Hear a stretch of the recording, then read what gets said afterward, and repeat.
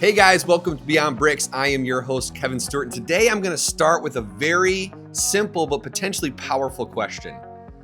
When is the last time you took a pause? When's the last time you took a timeout? And I'm not talking about just a small, simple, but I'm talking a full hit the pause button. Stop, sit back, and reflect on what's going on in your life. When's the last time, not just a weekend, but you actually took some serious time to sit back and just reflect on what's going on in your life? I think a lot of us don't take pauses, whether it's daily, whether it's weekly, whether it's monthly. We live in this world where we're just go, go, go all the time. I know I am. I know it's one of my things that it's just in my nature. It's in my nature to constantly just want to go as hard as I can, to push as hard as I can. It's just the way I think I'm wired. But what happens when you start to feel a little burnt out? Burnt out is real.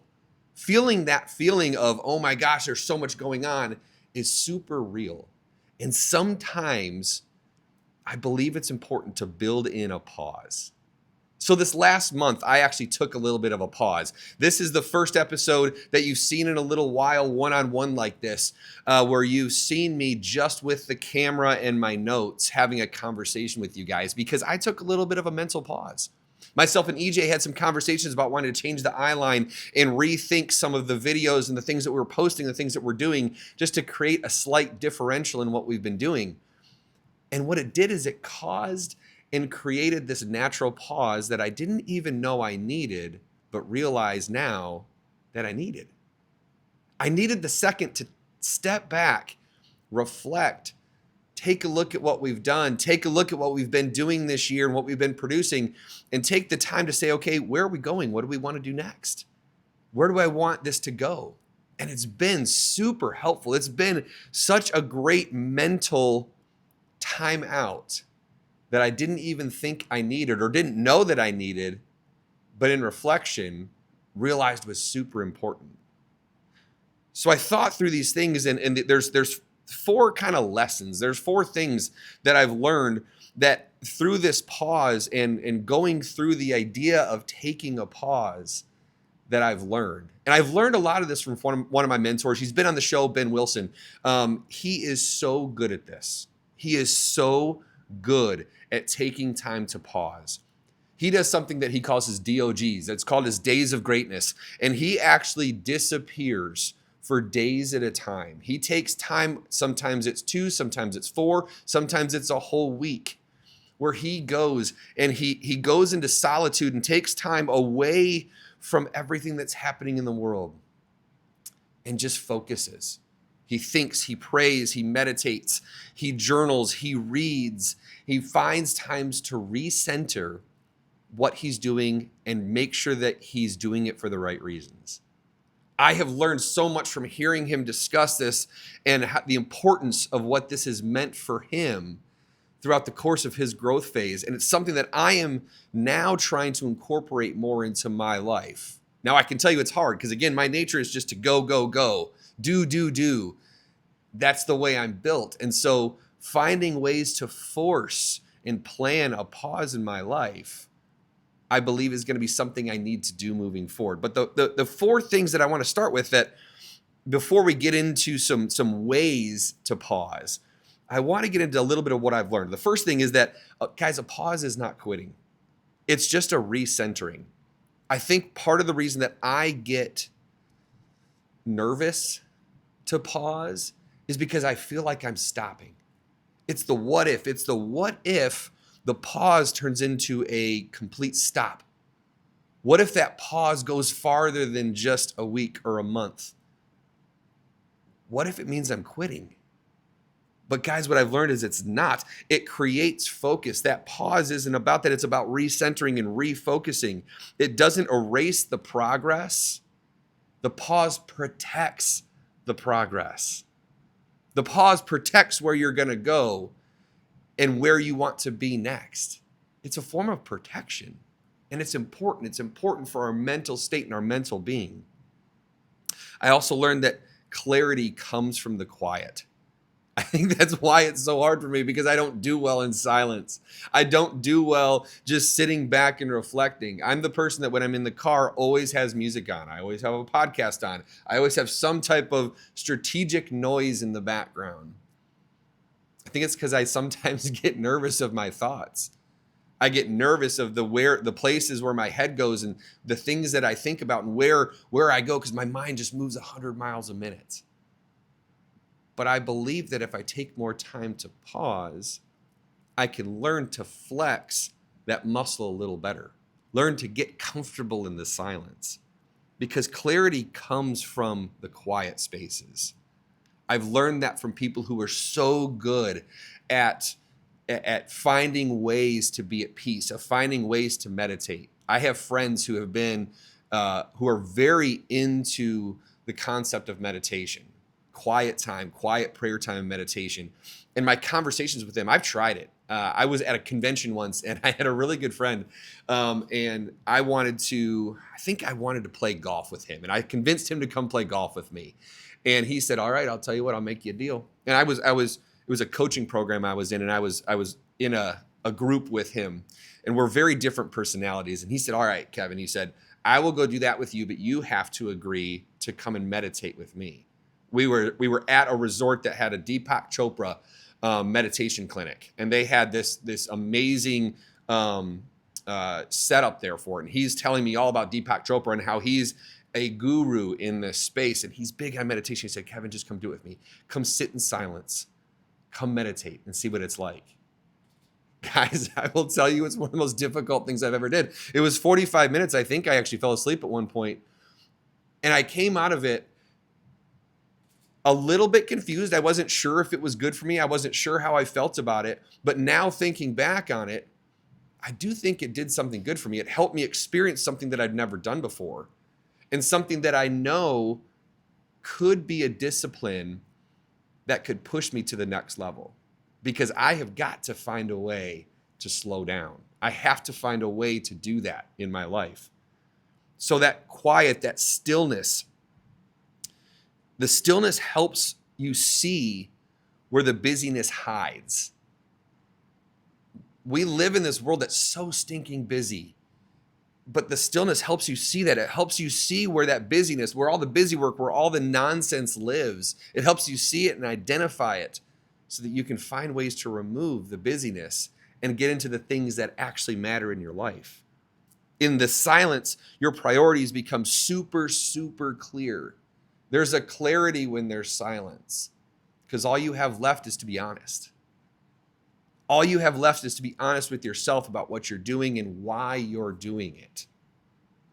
So that comes in the quiet. A pause lets your heart catch up to your schedule. Oh, I need my heart at times to catch up to my schedule. I believe in the things that I'm doing. I know that the path that I'm on right now is the right path. But sometimes my schedule doesn't let my heart come out the way it should. My schedule lives inside this busy world, and what I don't do is I don't always take the time to sit back, reflect, and decide, okay, these are the paths I need to make sure that I'm on. These are the things I need to be doing to make sure that I am focusing and I'm achieving what I want to out of this life. It's the quiet that brings that. The third thing that I learned is that rest builds strength.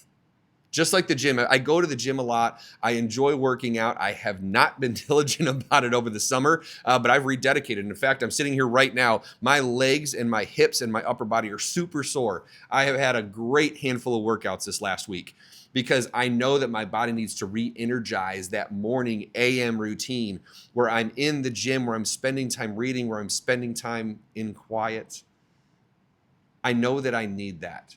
I know that I need that as a part of my daily routine. But just like you are when you're in the gym, if you do nothing but work out every single day and push your muscles to extreme exhaustion, what happens? You create injury.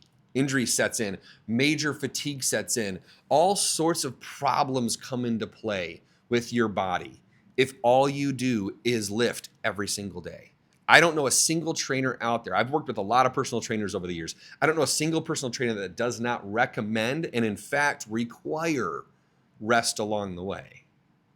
You have to have rest along the way because your muscles and your body need time to heal. That's what rest is. It finds a way to build strength through healing. You have to give yourself time to build and grow. You can't pour from an empty cup. We all know that. You can't get water from a dry well. Well, that's what ends up happening. If all we do is go, eventually you go to drink out of your glass and there's nothing left in it. And you want to know the sad part of it? Is most of the time when that happens, it's the people that matter most that get nothing from you. Because you have nothing left to give. You haven't taken the time to refill your cup. You haven't paused to sit and take the time to refill your energy that you have inside you. To find a way to let your heart catch up with your schedule. You haven't done that. Rest is not the opposite of work. It's the partner of productivity. It's the product. It's the thing that goes side by side with productivity that is required in order to be the best version of yourself, in order to be the most productive person that you can be. Because rest builds strength. The fourth thing is the pause is what creates your next breakthrough. This is the thing that I believe is the easiest way for my brain to allow me to take a pause. I'm someone who loves breakthroughs. I'm someone who loves new, creative, strategic ideas. And I know that if I spend more time in reflection and I spend more time in meditation and more time in prayer, I know that what's going to come out of that is going to be the next evolution, the next step, the next great thing that's going to push me forward in my life. Because the pause creates those breakthroughs. The stillness gives you the space to reimagine what's next and prepare for it intentionally. If you find ways to sit back and prepare intentionally for what you want to do next, you can find true and real growth. But you have to have the pause to do that. You have to intentionally build in time to set back and reflect. So while I've taken this pause over the last month of doing the one-on-one shows, we've done a couple of episodes with guests, which have been awesome. I've loved doing that. We've had some great guests on the show. I believe taking the time to sit back and think and work and take that mental pause has been good for me. I'm super excited. I'm super pumped up to see where the show goes from here, knowing that that's an important piece now. And it's an important piece that I don't have to shy behind. I don't have to apologize for. I don't need to come in here and apologize for it. I think it's important for me to come in here and share why I needed it, to take that mental reflection and hopefully share that with you so that you can use it in your time in the things that you're doing on a day-to-day basis. So the next thing, what I want to share with you today, and the way I'm going to kind of wrap this episode up, is I want to give some real practical things. So I told you about Ben's, he does his days of greatness. He also did something this year he called a power pause. He took an entire month off. The month of July, he took the entire month off. Holy cow, that's scary to me. He took the entire month off where he didn't do any of his day-to-day transactional type responsibilities. All he did was focus on the people he cared about most. I'm going to say it again. For 30 days, all he did was focus on the people that he cared about most. He recentered his why. He pulled it back and took time to just focus on depth and growth in his relationships. Because just like me, that's the most important thing. At this point in my career and this point in my life, that's what I want the most. I want depth of relationship. I want to be remembered for the place that I've left in people's lives, for the positivity that I brought to them, for the positive impact that I've left in the people that I come in contact with. That's what I want to be known for. So I need to spend more time focusing on that. But inside the pause, it doesn't have to be that big. It doesn't have to be an entire month. It doesn't have to be a 3, 4, 5-day sabbatical where you go off into the woods and disconnect. It doesn't have to be that, because truthfully, guys, for most of us, that's not practical. In my life right now, with everything I have going on, that's just not practical. In fact, I would have a hard time with it. My children would have a hard time with it, and my wife would have a hard time with it. I'm not convinced that I could do it. Now, should I probably do it for a day here and there? Yes. That's something that I am going to put in play in my life. But more important than doing it in those big dramatic moments is what I want to talk about is how do we use the art of the pause in our daily lives? How on a daily basis can you find ways to pause, reflect, and grow? How can you do that?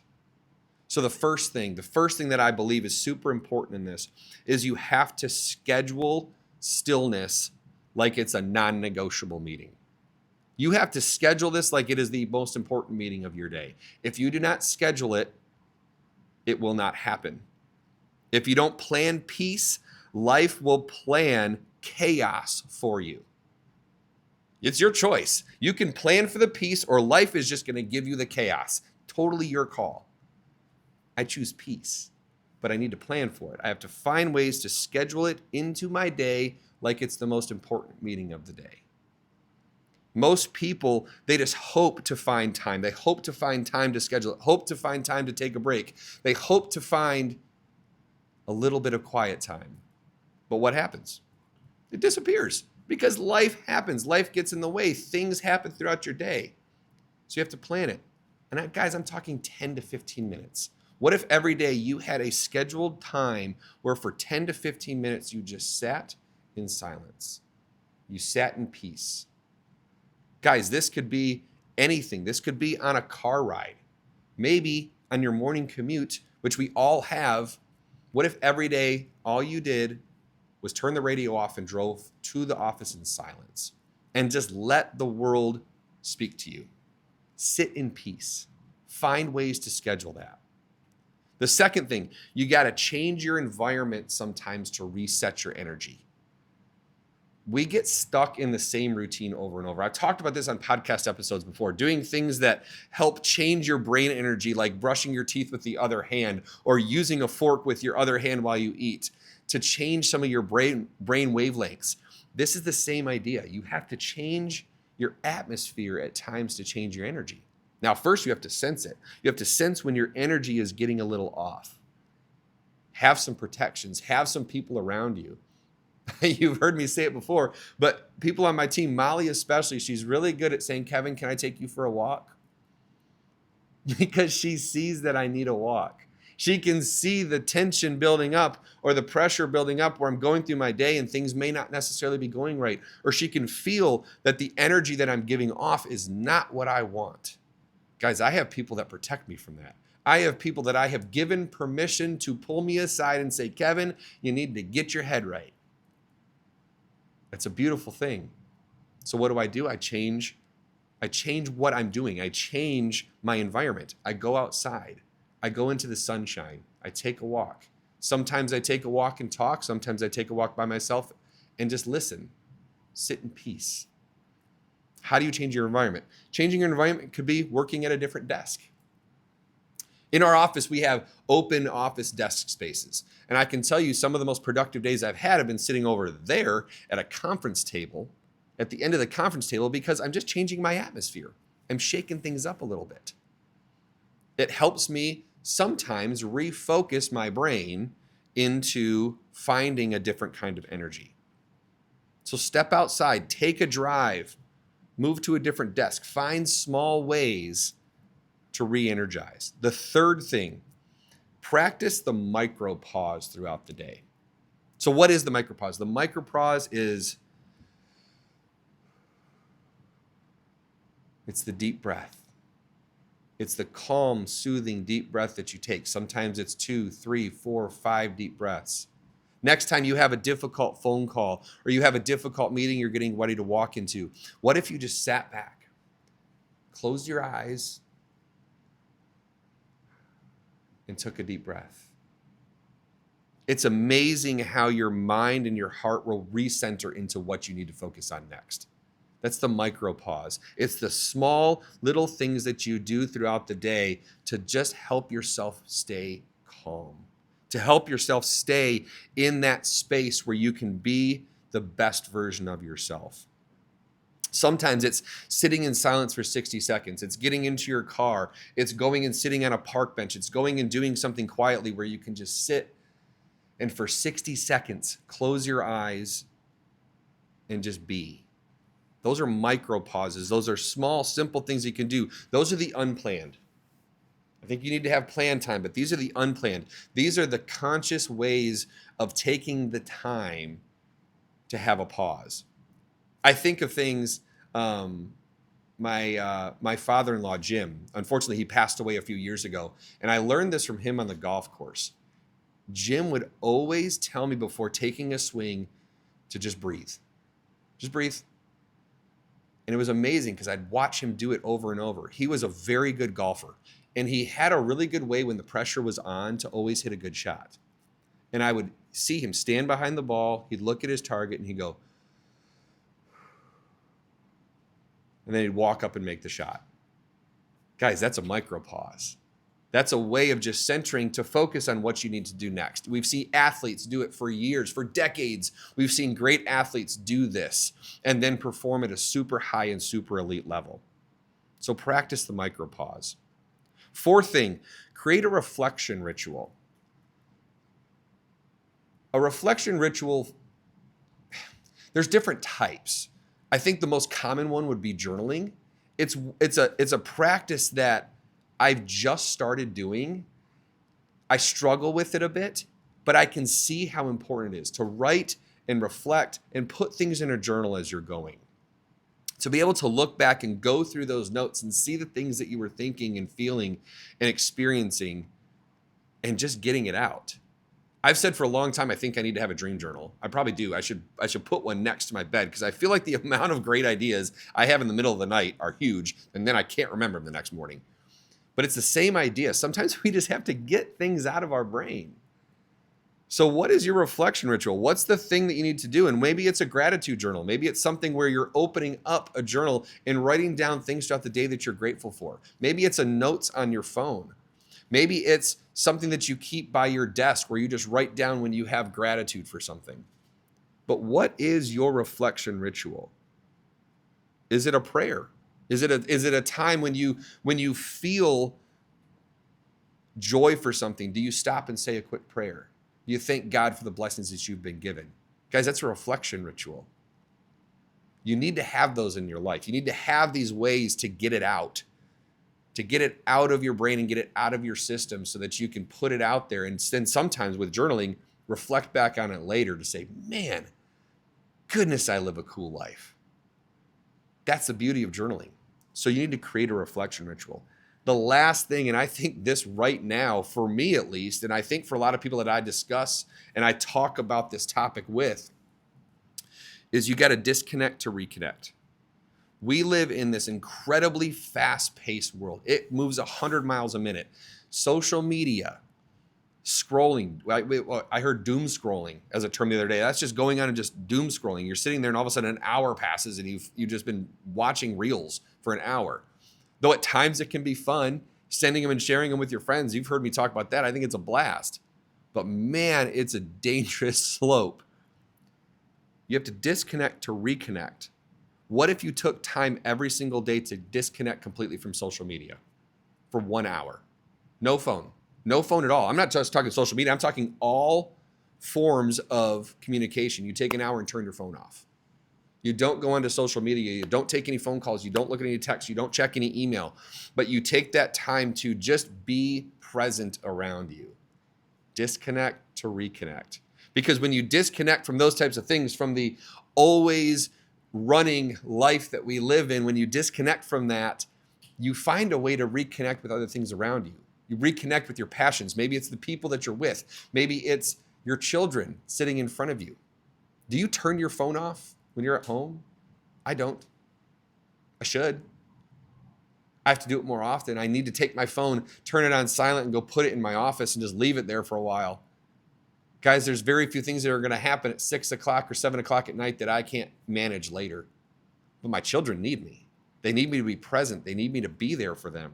I have to reconnect on a daily basis with them. So I have to disconnect to reconnect.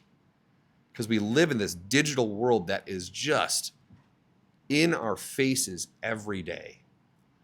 And that's where I feel continuing to find ways to have the pause becomes so important to make sure that we're living the best life that we can. Guys, I really hope that you can find ways. I hope that you listen to this episode and that you find pieces of this where you can find one small nugget, one little thing that you can do to pause, reflect, and be grateful for the life that you have. Guys, every single person out there, anybody watching this, every person I run into, you all have amazing talents. You all have amazing things that you're meant to do in this world. My charge for you is to go out there in the world, be yourself, because the world needs you. Have a good day, guys. Bye.